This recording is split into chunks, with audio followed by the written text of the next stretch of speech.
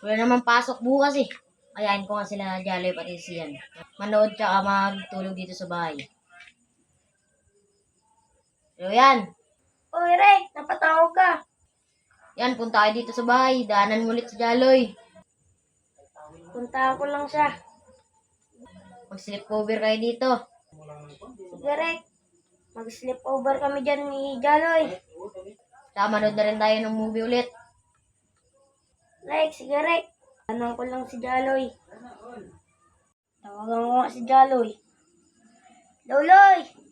Mag-sleep over tayo ko Rek, Rek. Sige na, daanan mo ako dito ha. Alam mo ng plano natin. Daanan kita dyan.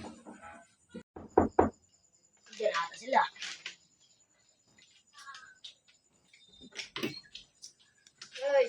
Uy, nandito na pala kayo. Okay lang. Tara, dito kayo mag-sleepover. Tara. Uy, ito na yung kumot aming tatlo. Share-share na lang tayo dito. Sige.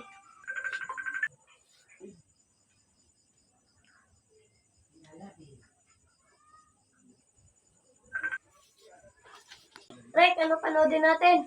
Comedy na lang, huwag na horror. Pero na lang. Huwag yun, tinakot nyo kasi yung kagaran eh. Sige, Rek, kahit ano na lang, Rek. Sige, sige. Di ba yan may alam ka movie nakakatawa? Yun na lang. Sige, yun na lang panoorin natin.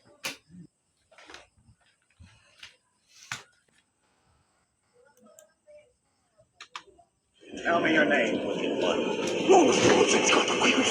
He who commands you is he who orders you thrown down. Nakakatakot naman yan.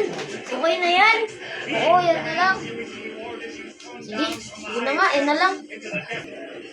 Ay, nakakantok naman. Sarap matulog.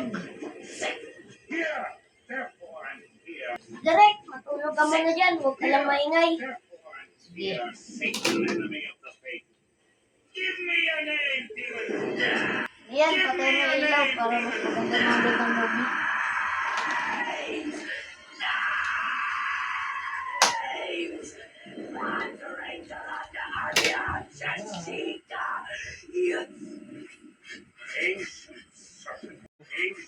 Yan, hihit mo na ako. Sige, sige, sige. Uy, tumatawag si Pao ba?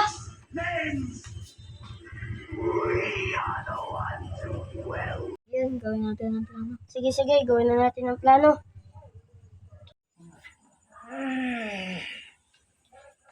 Saan yung dalawa? Iniwan na naman ako. Pinatay pa talaga ang ilaw. Alam ko na, baka tatakutin na naman nila ako. Sino naman yan? Sino yan? Loy? Yan? Uy, sino yan? Dalawa, pinarili. Teka ko.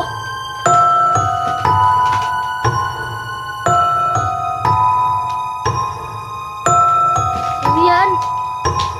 Sino yan?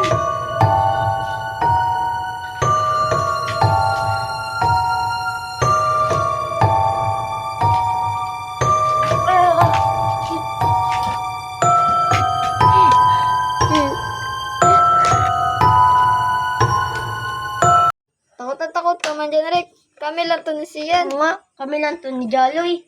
Rick, kayo na naman. Tinakot nyo na naman ako. Takot na takot ka man dyan. Natulog na tayo.